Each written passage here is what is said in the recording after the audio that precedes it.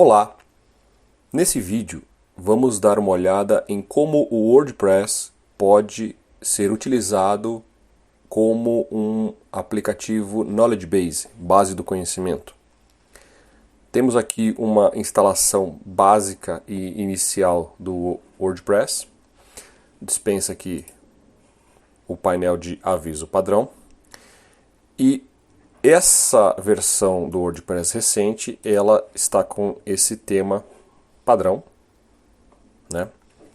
E para uma Knowledge Base, não é interessante um tema muito espaçoso, que tenha muito espaço, muita margem entre os elementos, né? É interessante um tema mais conciso, né? Que coloque os elementos mais próximos uns dos outros. Então a primeira coisa que a gente vai fazer é instalar aqui em aparência temas um tema que seja mais simples e mais conciso, que esteja de acordo com o nosso objetivo, que é ter uma base de conhecimento no WordPress. Então vamos adicionar novo. Eu tenho um tema que cabe muito bem nesse caso, mas existem infinitas opções aqui. Uma questão de pesquisar e testar aquilo que mais se encaixa, mas a gente vai utilizar aqui para esse tutorial o Spacious. Então vou pedir para instalar.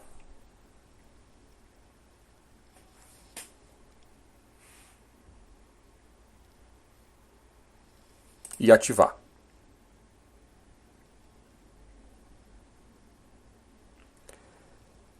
Ele, como todo novo tema ou template, ele traz consigo a necessidade de alguns plugins. Nesse caso aqui, ele pede o Everest Forms e o TeamGrill Demo Importer. Nós não somos obrigados a instalar esses plugins dependendo do tema. Nesse caso, vamos ver aqui o que ele já alterou no nosso site. Isso aqui é o suficiente para o nosso Knowledge Base. Não vou estender a funcionalidade com mais nenhum plugin, porque para esse tutorial isso é o suficiente. Então aqui nós já temos um conteúdo mais conciso, que aproxima os elementos, e a nossa intenção aqui é conteúdo. Então a gente não pensa muito em imagens de carrossel e cores muito diversas, enfim. A gente foca na questão de conteúdo. Voltando aqui para o WordPress, o WordPress ele se classifica como um CMS, né? Um Content Management System, então um sistema de gestão de conteúdo. E o WordPress é uma plataforma, nasceu como uma plataforma para criação de websites e blogs. E ele evoluiu muito, ele se tornou extremamente flexível, e por causa dessa flexibilidade, mais de 60% dos sites na internet hoje usam o WordPress como sistema de criação da página, do site, do blog, enfim, do portal, porque ele acabou sempre solucionando todo tipo de problema e necessidade que surge para um site. Então, se você quer uma galeria de imagens, ele tem solução. Uma galeria de vídeos, ele tem a solução. Uma plataforma de marketing digital, ele tem todas as soluções. E assim por diante. Vamos direto agora entender o que é essa administração de conteúdo e como essa ferramenta se encaixa. Nós dividimos a administração de conteúdo em 4 tópicos: criação, armazenamento, consulta e distribuição. A criação e edição é uma questão prática, e nós vamos ver aqui como eu crio um conteúdo para o meu Knowledge Base, né? No WordPress nós temos 2 tipos de conteúdo, de estrutura de conteúdo principais para colocar alguma coisa no site. Então nós temos as páginas. No caso aqui, deixa eu dispensar essa questão. Deixa eu dispensar o aviso de plugin. Nós temos a página de política de privacidade, que ela está como rascunho. Isso é uma sugestão do WordPress para a política de privacidade do seu site. E nós temos a página de exemplo, que automaticamente já está sendo mostrada aqui no menu. Então esse template coloca o menu aqui na página, na parte superior à direita. Conforme nós formos criando novas páginas, elas vão aparecendo aqui. O WordPress permite que eu crie mais de um menu para o meu site e que nesse menu eu consiga fazer estrutura e que essa estrutura esteja até com submenus, ok? Não é objetivo do Knowledge Base explicar menu e submenu, tá? Nós temos as páginas, nós temos os posts. O que mais de 90% do trabalho vai ser feito em posts. Os posts, eles são, obviamente, esse termo é muito atual, né? Porque nós postamos conteúdo nas redes sociais, então isso tem a ver com artigos, com algum tipo de informação, e ele coloca aqui para nós o Olá Mundo, né? É justamente nos posts que nós criamos os nossos artigos para a nossa base de conhecimento, ok? E nas páginas nós criamos um conteúdo estático.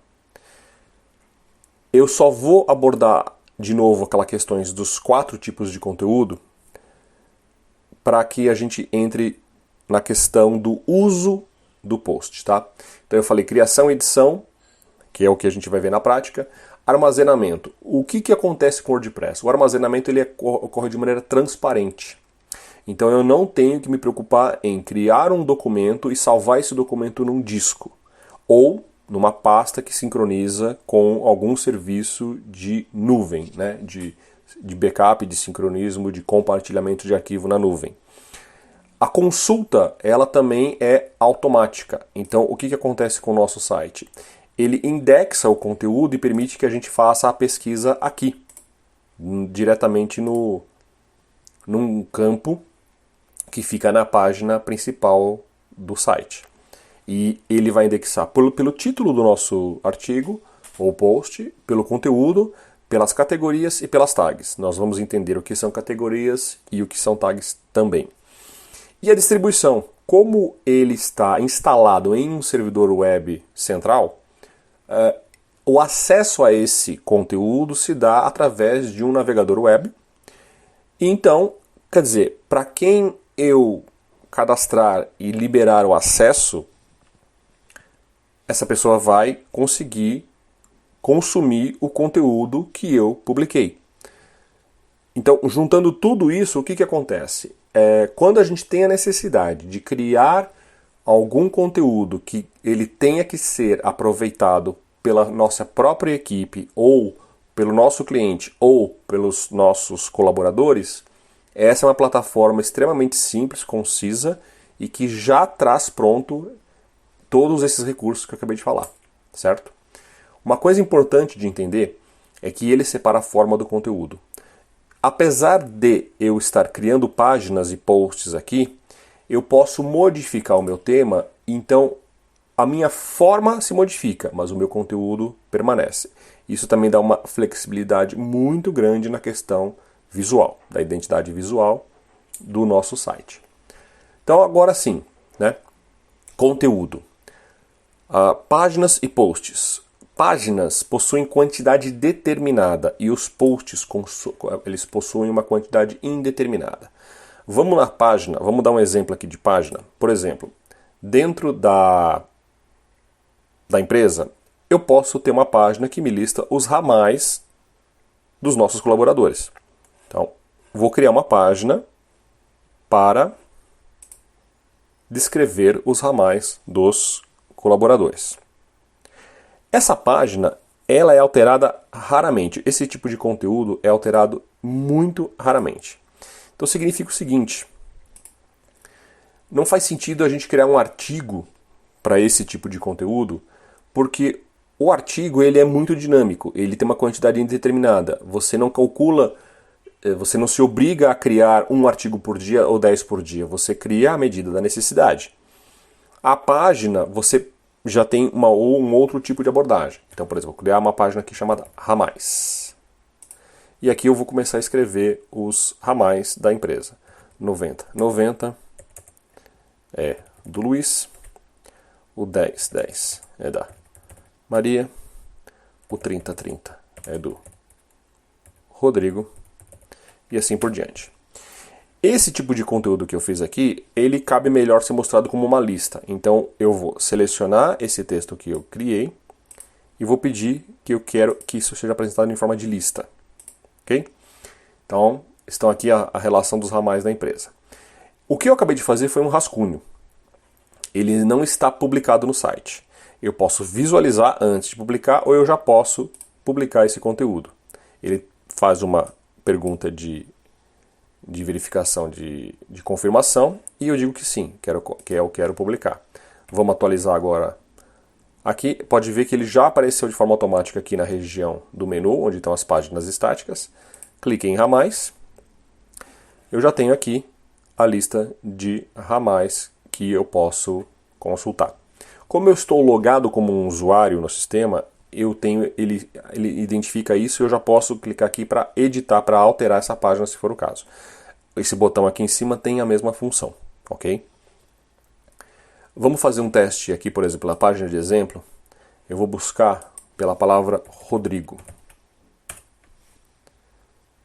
Veja só, ele já indexou aquela página e ele diz o seguinte, olha, a palavra Rodrigo aparece na página ramais e esse é o conteúdo que tem nessa página, ok? Claro que isso aqui é um resumo, pode ver que ele nem formatou. Clicando no título eu vou para a página e acesso a informação que eu preciso, perfeito? Esse é um exemplo de página, certo?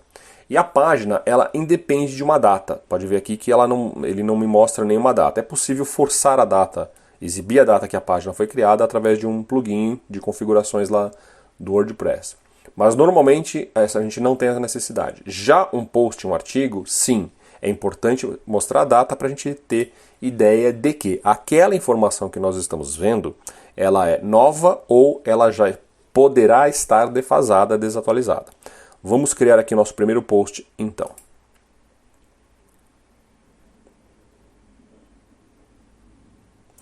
Eu vou criar um artigo que, por exemplo, indica os passos de instalação de um aplicativo, certo? Então eu coloco instalação,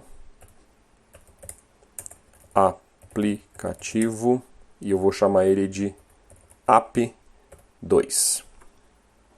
Eu posso descrever o que é o app2, começar explicando o que meu aplicativo faz. Eu posso agora começar a colocar um passo a passo de como instalar esse aplicativo. Baixe o arquivo de instalação através desse link. Execute o arquivo baixado. Siga as instruções do instalador. E aqui eu vou querer colocar essas três coisas como uma lista numerada, certo?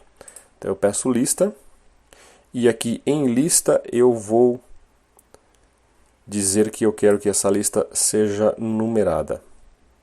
Então, eu seleciono os elementos e escolho aqui, lista numerada.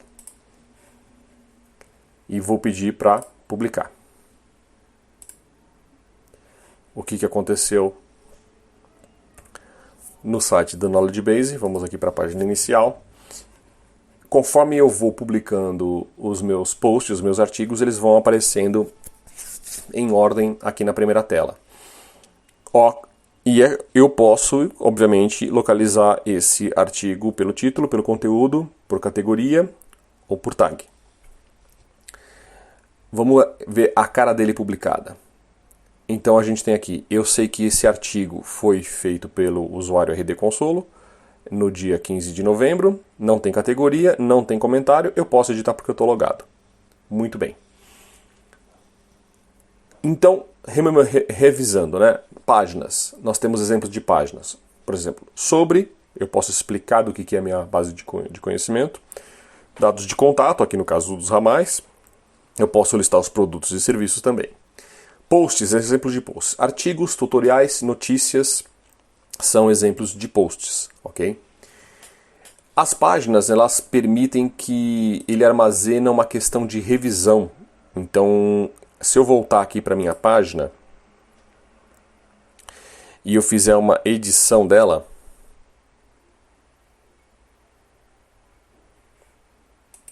eu vou adicionar um ramal do Carlos que acabou de chegar e vou atualizar. Se eu vir aqui em documento, eu tenho um link aqui, um comando revisões, eu tenho 2 revisões e eu consigo entender o que aconteceu, né? Então aqui eu não tinha informação, eu adicionei a informação do ramal do Carlos. Os posts de forma nativa não têm esse recurso. Então isso aqui permite com que eu volte o conteúdo de alguma página que foi alterado de uma maneira que talvez a pessoa que faz a gestão do site não concorde. É uma ferramenta de controle de revisão de páginas. Já os posts, eles possuem uma característica muito interessante, que são categorias e tags. Categorias está relacionado com taxonomia, né? Então a organização do conteúdo em grupos hierárquicos. O que a gente quer dizer com isso? Aqui, por exemplo, instalação do aplicativo app2. Se eu vier aqui em categorias, eu já tenho uma categoria padrão, que informa que esse post não tem categoria. Eu posso adicionar as categorias aqui no momento que eu estou editando o post, ou eu posso fazer isso de maneira separada, organizar todas as minhas categorias sem necessariamente ter artigos para elas, ok? Então eu vou colocar aqui, por exemplo, eu vou criar uma categoria chamada aplicativos. Eu vou desligar essa questão de sem categoria. Dentro de aplicativos, eu posso criar subcategorias. Eu venho escolhendo aqui qual que é a categoria ascendente e crio uma nova que vai ficar imediatamente embaixo dessa, né? E as tags. Tags tem a ver com etiqueta, né? Então, etiqueta é edição livre e termos de destaque. Aqui, eu quero destacar o seguinte. Eu vou colocar esse app2 e ele vai ser referido em vários locais. E eu não quero criar uma categoria para ele, mas eu quero criar uma etiqueta para ele. Então eu coloco aqui app2, vírgula, ele vai criando esses termos como se fossem tags. E esse aplicativo, ele é um aplicativo para a plataforma móvel. Então eu coloco aqui mobile. E esse aplicativo ele só roda no Android. Então eu escrevo aqui Android. Ele não tem versão para iOS, Android. E mando atualizar a minha publicação. Vamos ver o que aconteceu aqui na página da frente. Ele já identifica que isso aqui está na categoria de aplicativos e ele possui as etiquetas de Android, App2 e Mobile, ou Mobile. O que acontece? Se eu clicar nessas etiquetas, automaticamente o sistema vai começar a me mostrar todos os artigos que possuem aquela etiqueta, né? De forma resumida. Mesma coisa para categorias. Eu clico na categoria, o sistema vai me mostrar todos os artigos que estão naquela categoria.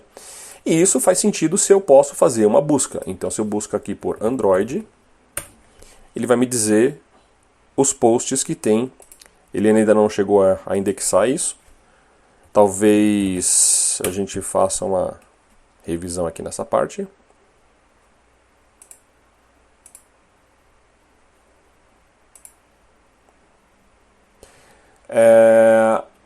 Então, voltando. Aqui do lado esquerdo, eu posso... Isso aqui o WordPress chama de widgets, né? Então, eu tenho um widget de busca, posts recentes, comentários. O que eu vou fazer aqui é criar um widget de nuvem de tags. Dessa maneira, eu consigo visualizar quais são as etiquetas que existem em toda a minha base de conhecimento e eu posso utilizar isso para chegar nos artigos que eu tenho necessidade. Então aqui eu venho em aparência, widgets, Eu vou localizar aqui a nuvem de tags e vou adicionar logo aqui depois de pesquisar. Eu vou chamar de tags e eu quero que ele exiba qual é a quantidade de uso de cada tag. Vamos ver como é que ficou aqui. Então eu tenho tags Android uma vez, App2 uma vez, Mobile uma vez. Né? Então clicando eu vou direto para os artigos que estão fazendo uso daquela tag. Okay? Do mesma maneira que eu estou mostrando as tags, eu acho muito interessante também mostrar as categorias. Então tenho aqui um widget de categorias, inclusive eu vou colocar ele antes das tags e vou chamar de categorias. Eu vou querer que ele mostre hierarquia, número de posts não e lista suspensa também não. Então, salvou. Vamos ver como é que ficou. Categorias. Aplicativos sem categoria. Ok? Além disso, para cada post, nós temos os comentários. Então, aqui na instalação do aplicativo app2, o que pode ter acontecido? O usuário pode ter tido algum problema durante a instalação. Então, uma dica que esse problema pode ocorrer com outros usuários, eu posso explicar e responder num comentário. Ok? Então, nenhum comentário, deixe uma resposta. Então, eu estou aqui no meu artigo, comentário. A instalação falhou apresentando a seguinte mensagem.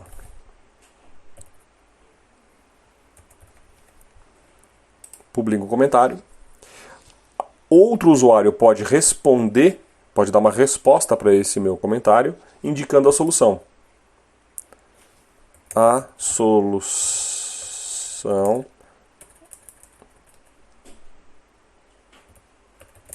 para essa questão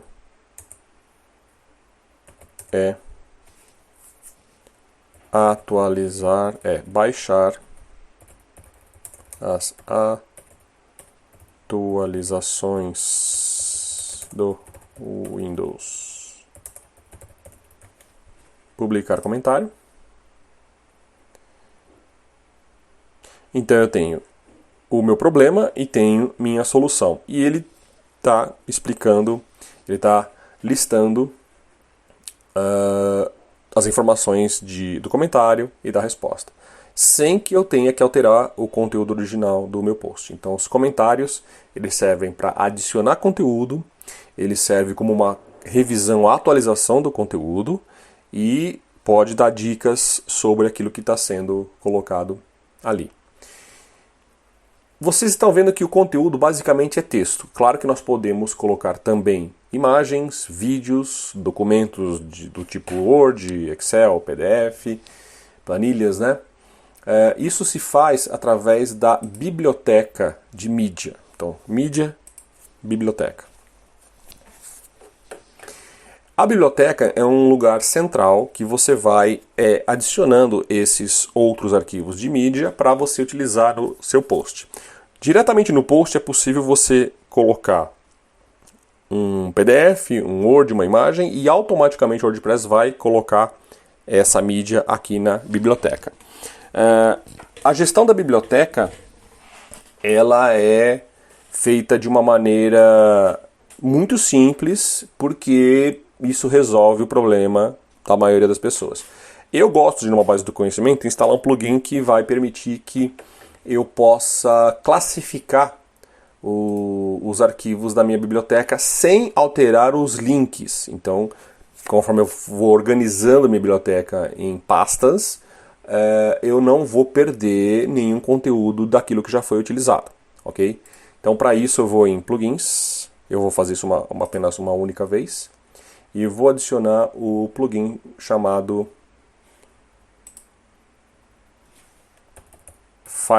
Firebird. Firebird WordPress Media Library Folders. Instalar.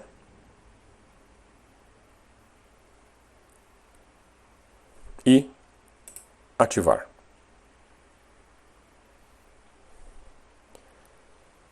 Aqui ele já fala para eu criar minha primeira pasta na biblioteca. Então o que a gente percebeu? Que a biblioteca de mídia agora ela tem esse bloco aqui à esquerda, que é justamente onde eu vou criar minhas pastas.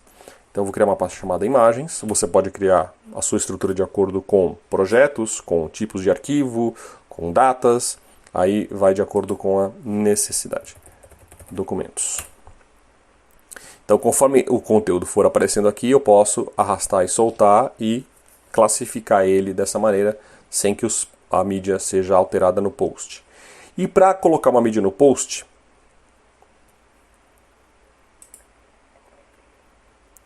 eu vou editar o post.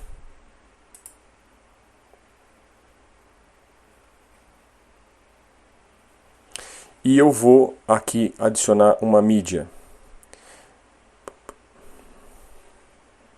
Uma coisa importante é esse editor que nós estamos vendo aqui é o editor mais novo do WordPress, que eles chamaram de Gutenberg.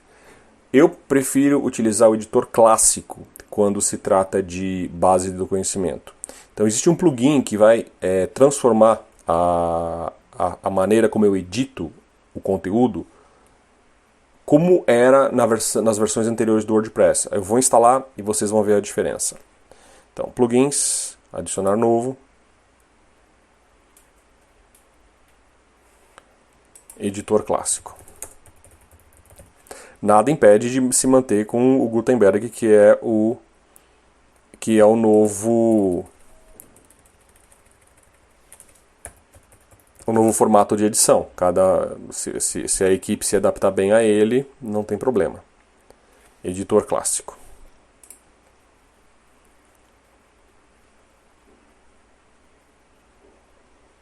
Eu tenho restrições ao Gutenberg porque ele acaba escondendo o parágrafo anterior conforme eu vou clicando nos blocos seguintes, e o editor clássico ele acaba resolvendo isso pra gente. Então eu digo que eu quero tudo como editor clássico para todos os usuários e eu não quero que se alterne o tipo de editor. Vamos salvar. Vamos voltar aqui para os nossos posts.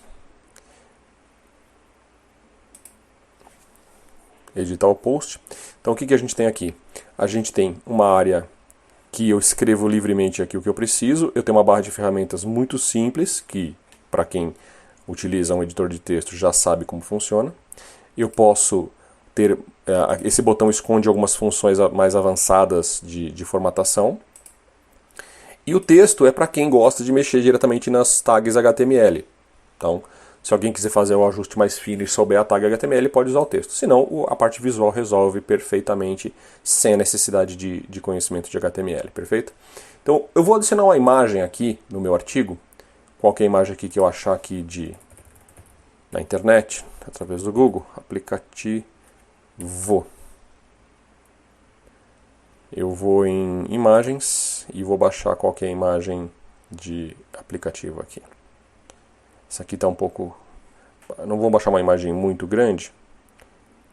Pode ser essa aqui.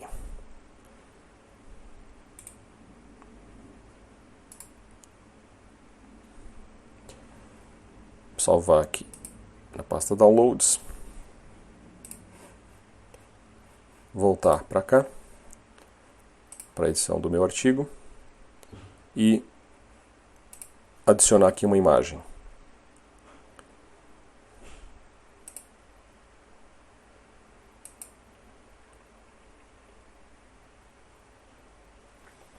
Para adicionar a imagem, eu tenho esse botão adicionar mídia.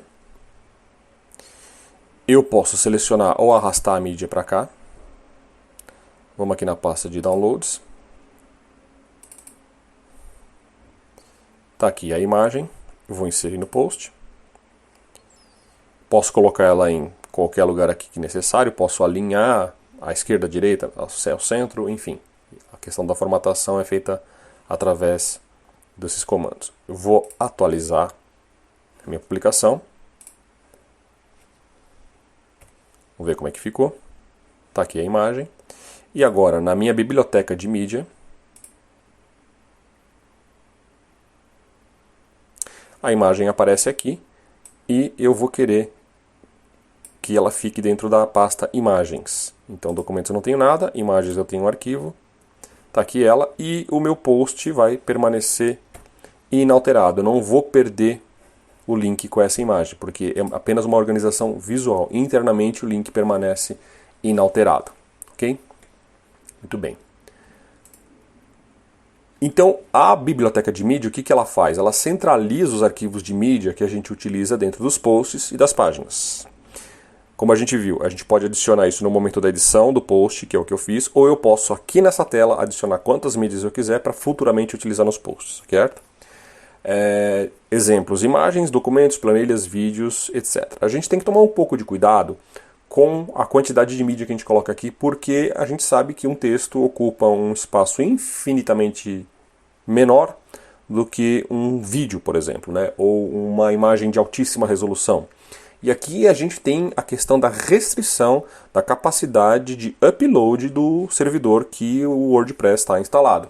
Então existe uma série de questões aqui que a gente tem que avaliar para utilizar isso aqui da melhor maneira possível e não transformar isso aqui num peso para o nosso sistema, ok?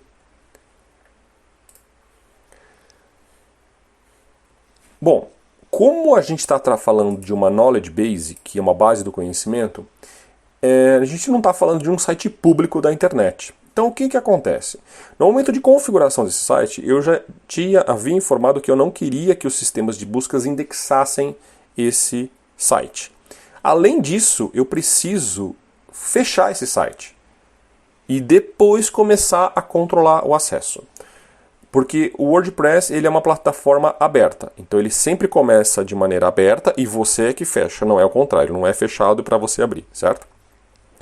Então, a primeira coisa que eu quero fazer aqui é o seguinte, eu quero que esse site seja acessível somente a usuários que estejam cadastrados nele. Então, se eu vier aqui na área administrativa, em usuários e listar, eu vou ter somente o meu usuário por enquanto, mas eu só quero que os usuários que estão cadastrados nessa lista é que acessem esse site, independente do nível deles. Nós vamos ver aqui como é que funciona essa questão de níveis também. Para isso, a gente tem um plugin que vai nos dar essa funcionalidade. Então, em plugins, eu vou adicionar um novo plugin chamado Usuários Registrados Somente.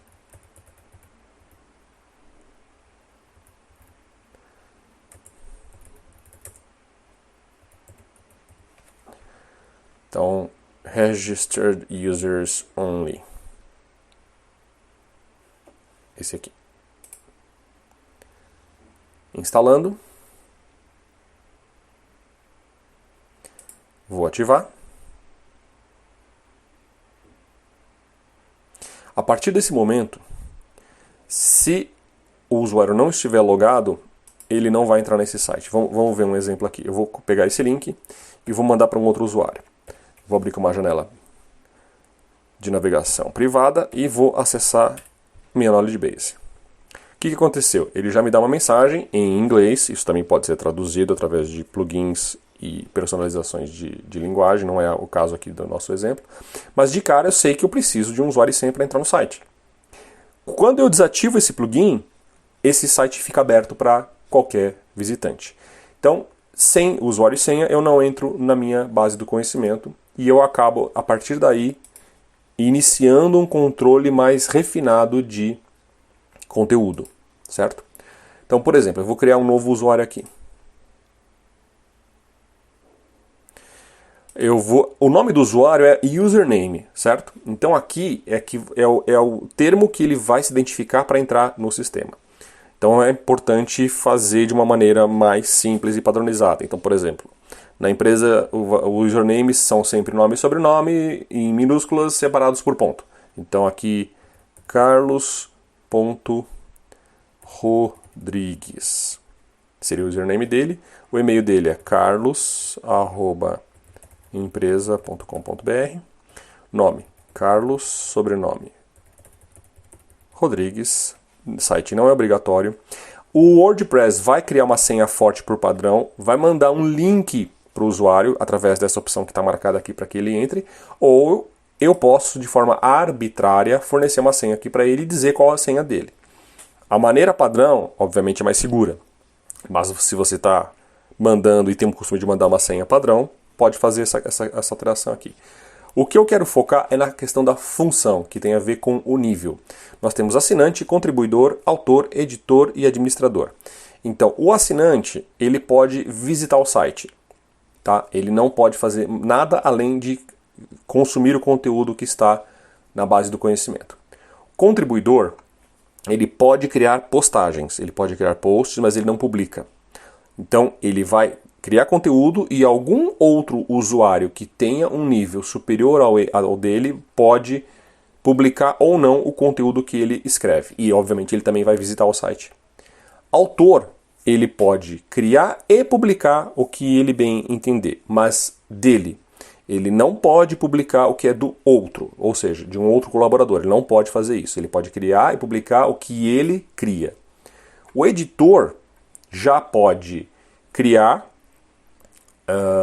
pode publicar e pode também publicar o que é do colaborador e do autor e pode também cancelar as publicações. Okay? Já o administrador pode fazer tudo o que os outros fazem e administrar o site inteiro, o sistema, a base inteira, com todos esses recursos que vocês estão vendo aqui nessa tela de configuração aqui do menu à esquerda, que eu posso mudar a aparência, instalar plugin, cadastrar usuário, ou seja, todas essas funções que fogem da questão de conteúdo e entram na questão de administração do sistema. Ok? Então, por último, o que é importante a gente ver aqui também, que foi visto durante o nosso vídeo, é a questão dos plugins. Aqui eu acabei eu vou sair, eu não vou salvar esse usuário. O que acontece com os plugins? É uma maneira de estender o uso padrão do WordPress de acordo com a nossa necessidade.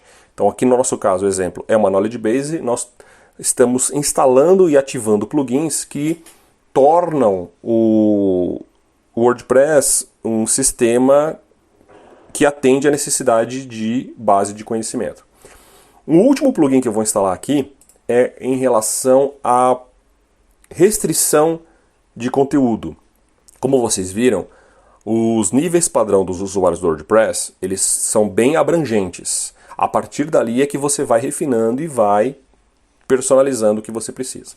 No caso, eu vou ter uma necessidade aqui como exemplo de que alguns usuários possam ver determinada categoria e outros não. Então, para ilustrar isso, eu vou instalar o plugin, vou criar mais algumas categorias para a gente poder ver esse exemplo, ok? O plugin que faz isso chama-se Restrict Categories. Então, adicionar novo.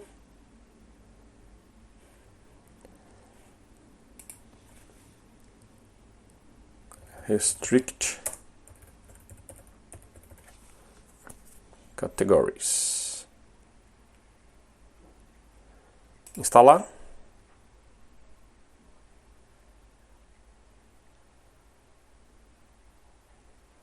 Ativar.